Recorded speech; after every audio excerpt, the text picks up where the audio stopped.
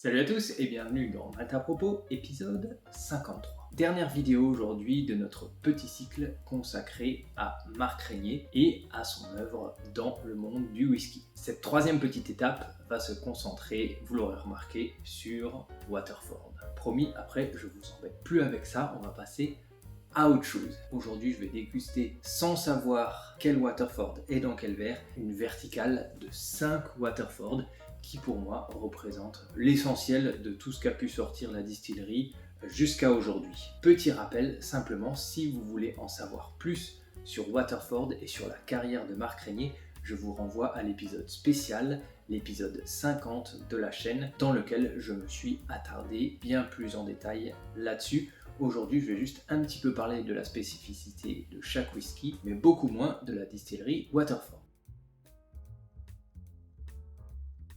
Premier whisky en compétition aujourd'hui, on va partir de la base des Single Farm. Donc c'est le Single Farm Hookhead 1.1. Petite dédicace sur la bouteille, voilà, je le remontre parce que je suis une groupie. Je suis une groupie, ça se voit parce que je crois que j'ai jamais possédé autant de bouteilles de la même distillerie en même temps. Ça vous montre tout l'intérêt et surtout tout le bien que je pense de Waterford et de l'œuvre de Marc Régnier dans le whisky. Voilà, parenthèse terminée. Donc ce Single Farm Hookhead. Déjà Single Farm, qu'est-ce que ça veut dire? Et bien tout simplement que l'orge provient d'une seule et même ferme. Il a été cultivé sur une seule et même ferme par un seul et même fermier. Tout le concept de terroir de Marc Régnier repose là-dessus. Millésime 2015, environ 5 ans d'âge, voilà, donc c'est un très jeune whisky comme le sont quasiment tous les Single Farm. Hookhead, c'est le nom du terroir, de la localisation où est implantée la ferme. Ce Single Farm se caractérise par un sol de culture à la fois argileux et sableux et par un climat maritime, très marqué par la mer puisque le champ est à quelques encablures de la mer. C'est un climat qui est à la fois changeant, venteux et humide. Donc si je vous raconte tout ça, c'est que normalement cela se ressent dans le verre. C'est toute la théorie de Marc Régnier, le terroir se ressent dans le verre. Il est embouteillé à 50 degrés d'alcool et par contre ni filtré ni coloré, ça c'est une constante. Je ne vais pas m'attarder sur le vieillissement, je vous renvoie à la vidéo sur Waterford, sur l'épisode 50, parce que c'est le même pour toutes les bouteilles que vous voyez ici, c'est le principe de Waterford. Pourquoi je vous dis que c'est la base? Parce que Marc Régnier, il va se servir des Single Farm comme d'autant de petites briques pour créer des cuvées, des assemblages plus profonds et plus complexes que les simples Single Farm. C'est ce que je veux vérifier notamment lors de cette dégustation. On a un deuxième Single Farm sur ces 5 embouteillages, c'est le Pitted Ballybannon, donc Single Farm de la ferme Ballybannon, qui existe en version non tourbée et ici que j'ai en version tourbée, 47 ppm, très tourbé sur le papier, une tourbe irlandaise très parfumée, goûter seul, c'est mon coup de cœur, le Pitted Ballybannon, les Waterford tourbés, je trouve qu'ils sont encore meilleurs que les Waterford non tourbés car ils rajoutent encore une couche de complexité par rapport au distillé à Waterford, autour de 90 € sur le marché français pour un as. C'est très cher. On va voir comment il se défend par rapport aux autres. 50 degrés d'alcool, ni filtré ni coloré, un Single Farm. Pas grand chose à dire de plus sur cette bouteille. On continue parce que là on quitte l'univers des Single Farm. L'organique Gaia 1.1, on a dit pas mal de choses. C'est un whisky produit 100% grâce à de l'orge irlandaise bio. Il fait partie de la série d'embouteillage Arcadian qui met en valeur les méthodes de fabrication qui sortent des méthodes classiques. Des whiskies bio, comme le organique, on aura des whiskies cultivés en biodynamique Luna, et on aura des whiskies qui utilisent des types d'orge patrimoniaux, donc anciens, comme le héritage Hunter, dont j'avais déjà pu vous parler, et donc je vous renvoie encore à l'épisode 50. Ce Organic Gaia 1.1, donc qui est la première édition, ce n'est pas un Single Farm, puisqu'il réunit la production en orge de 7 fermes différentes sur 6 terroirs différents. 2 fermes partagent le même terroir en fait, parce que c'est le même type de sol, le même type de climat, la même localisation. Je vous ai fait un résumé de ce qu'est le terroir. C'est déjà une cuvée, puisqu'on a a déjà assemblé plusieurs terroirs, plusieurs fermes dans une même bouteille. On double le nombre de fermes avec le Waterford Argo. Pas mal de choses à dire sur ce Waterford. Déjà, c'est l'entrée de gamme, c'est le moins cher des Waterford. Prix conseillé 60 € sur à peu près tous les marchés, ça c'est très agréable. Le prix de cette bouteille varie très peu en fonction des marchés et en fonction des cavistes. Ni filtré ni coloré comme les autres, mais embouteillé uniquement à 47 degrés d'alcool. Il n'a pas d'entrée de gamme que le prix. Marc Régnier l'a pensé comme un second vin, comme quelque chose d'accessible, où on aura l'essentiel du caractère de la distillerie. C'est pour ça qu'il s'appelle Argo, c'est un langage qui autrefois était utilisé uniquement par des renégats, d'anciens prisonniers, d'anciens bagnards. Il a quelque chose d'un enfant terrible, il l'a appelé Wild Child, une cuvée mais un prototype de cuvée, un premier jet, 14 fermes pour rendre accessible la distillerie Waterford, montrer le concept, montrer le caractère. Sur les 14 fermes utilisées pour créer cet assemblage, une utilise de l'orge tourbée, donc il y a une fine pointe de tourbe dans ce whisky. Pris seul, goûté seul, dans mon souvenir, c'est le meilleur rapport qualité-prix sur Waterford. Selon moi, il n'est pas tellement en dessous, en tout cas qu'un single farm, pas du tout. Que les autres cuvées, je vais le vérifier maintenant. Dernier concurrent, et non des moindres, le Waterford cuvée Coffee. Comme vous pouvez le voir, j'ai réussi qu'à l'avoir qu'en petite fiole, car il était sold out, il était épuisé sur à peu près tous les sites alors qu'il venait de rentrer. C'est dire comment ce Waterford était attendu. L'étiquette a été faite par un artiste expérimental français, Nathanael Coffey, et c'est de là qu'il tire son nom. Ce Waterford est surtout singulier parce que c'est le plus vieux Waterford qui a été mis en bouteille jusqu'ici. C'est un as également. L'âge n'apparaît sur aucune bouteille de Waterford pour le moment. Je ne sais pas si ce sera le cas dans le futur. Mais le plus jeune distillat utilisé pour faire cette cuvée, qui rassemble 25 fermes, 25 c'est énorme. Le plus jeune de ces distillats a 6 ans d'âge. Les autres sont plus vieux, mais le plus jeune a 6 ans d'âge, ce qui fait du Waterford cuvée Coffee. Le Waterford le plus vieux jamais embouteillé, c'est dire la jeunesse des autres bouteilles à côté. Et donc ce Waterford Coffee, c'est la direction dans laquelle veut aller Marc Régnier et la direction dans laquelle il veut continuer de travailler, continuer d'expérimenter, faire des cuvées, des assemblages de plus en plus vieux, de plus en plus matures, de plus en plus complexes pour arriver peut-être au whisky parfait. Mais pour le moment, c'est le meilleur d'entre nous, ou en tout cas le meilleur d'entre eux pour Marc Régnier. Second vin, premier vin, est-ce qu'on va le ressentir en bouche? C'est ce qu'on va voir tout de suite.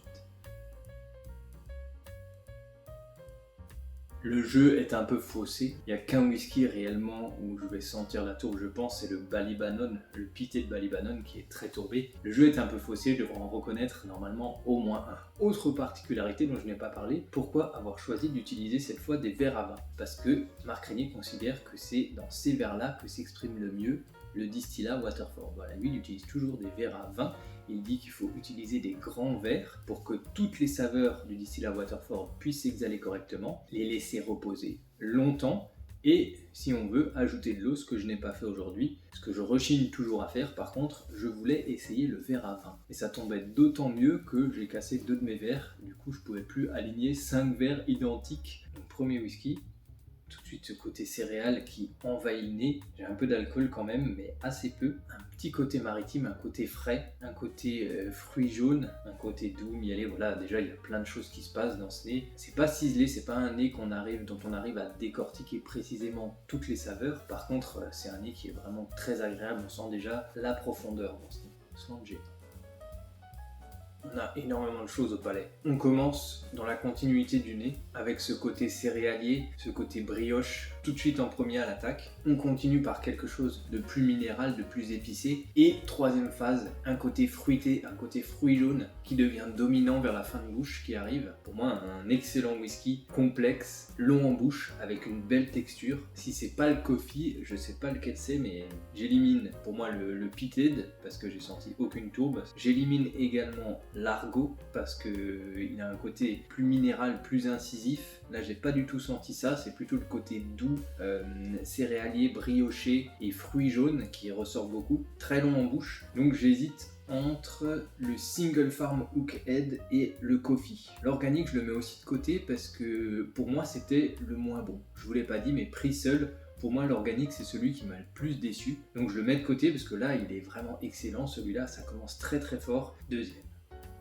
Le distillat lui-même, ses qualités sont les mêmes, donc un côté céréal très présent, énormément de choses déjà qui se passent au nez comme dans le premier, quelque chose de plus frais, un peu plus incisif, j'ai quasiment pas d'alcool, un tout petit peu, un peu moins doux, un peu moins mielé, encore un très joli nez avec voilà ce fil rouge qui est le côté vraiment céréal, sans le un tout petit cran en dessous que dans le premier, un peu moins de développement, mais quand même il se passe énormément de choses, c'est long en bouche, la texture est très belle, il se décortique un peu moins facilement au palais, mais c'est encore une fois bien rond, on a moins ce côté fruité, le côté frais est moins présent également au palais qu'il ne l'est au nez, et on a plus un petit côté épicé qui vient titiller la langue en fin de bouche, qui apporte de la longueur, encore aucune tourbe, donc j'élimine d'office le pitted et également l'argot. Là, après avoir pris celui-là, je dirais coffee et hookhead. Les deux sont très très bons, avec une légère préférence pour le coffee, parce qu'on a effectivement un tout petit peu plus de profondeur et ce côté voilà, fruité que je ne retrouve pas ici. Mais deux excellents whisky. On continue.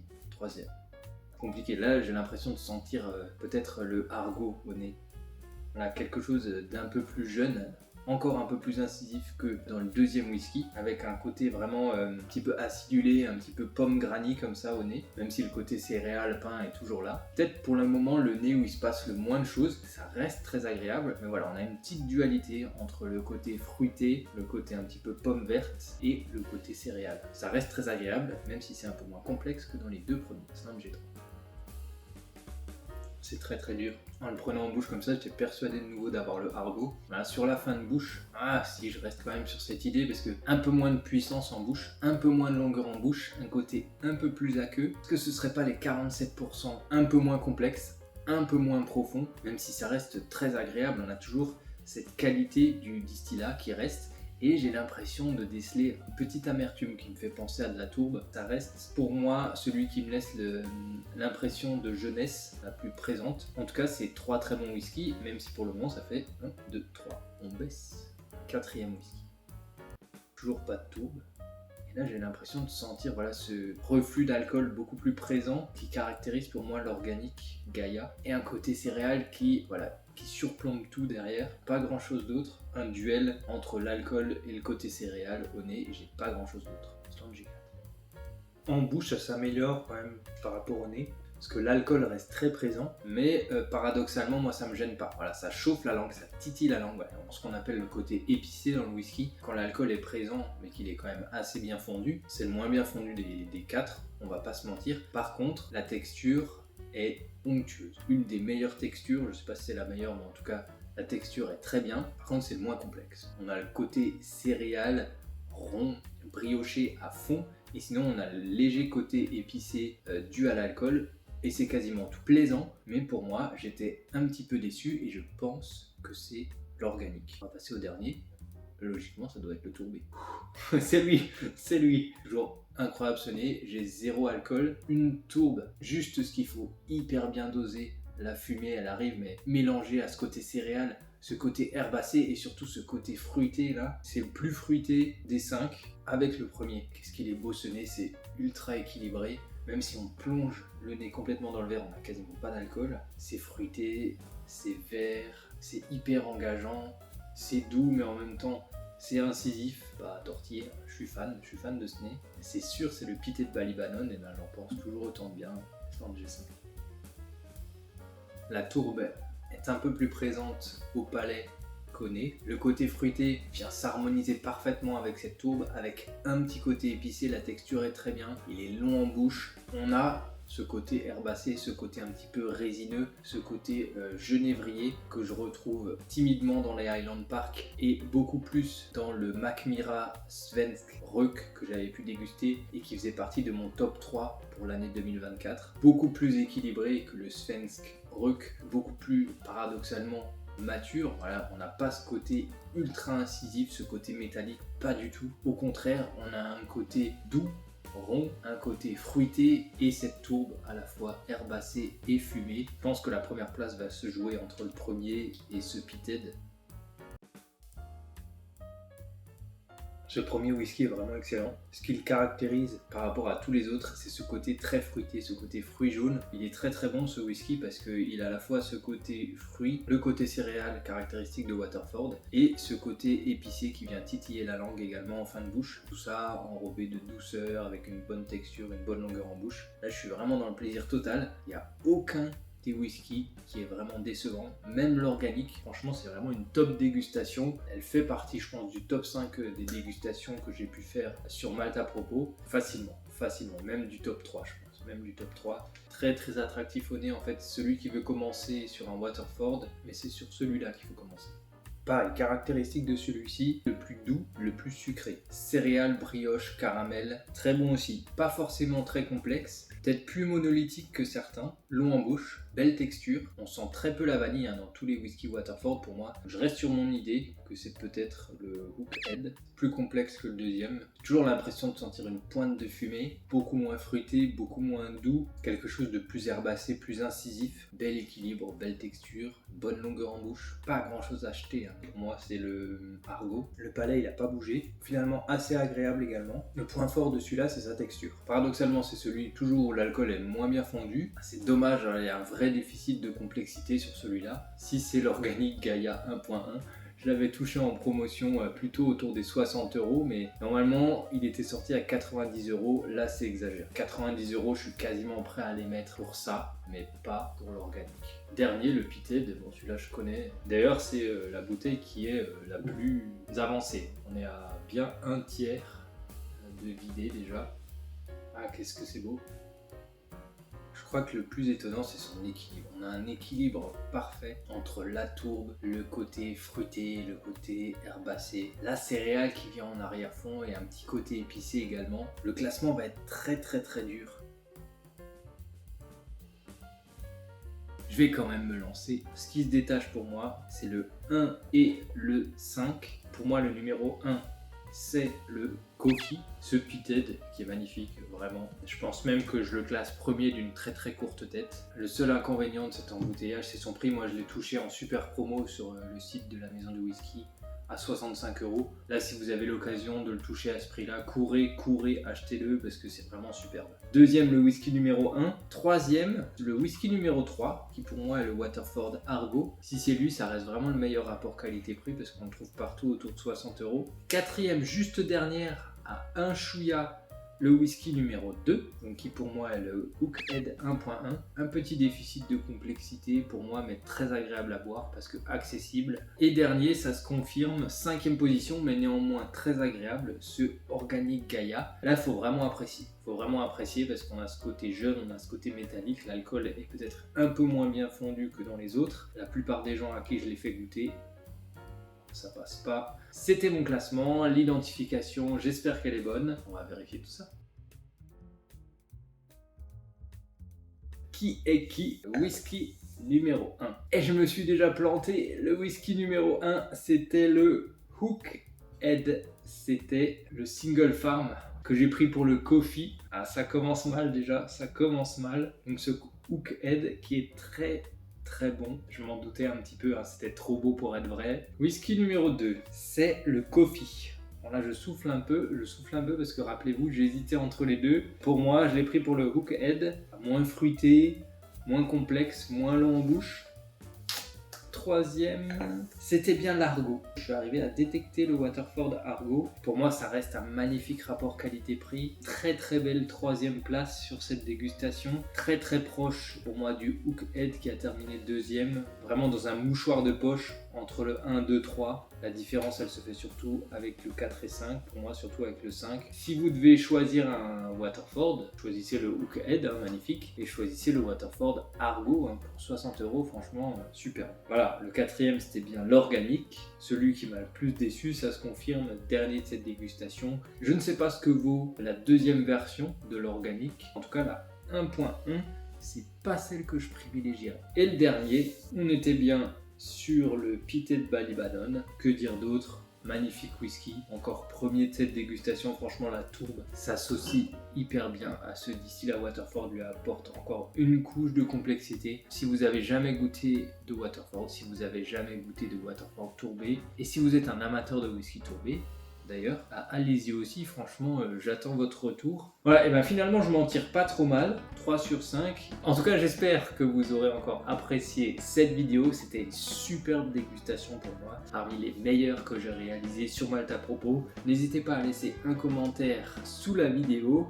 Est-ce que vous avez déjà goûté un whisky Waterford? Si oui, lequel? Qu'est-ce que vous en avez pensé? Quel est votre embouteillage de Waterford préféré? Ça m'intéresse. J'ai encore énormément de vidéos à venir sur Malte à propos. Donc restez connectés, abonnez-vous à Malte à propos, objectif 500 abonnés. Et bien sûr, en attendant, le plus important, portez-vous bien. Ciao.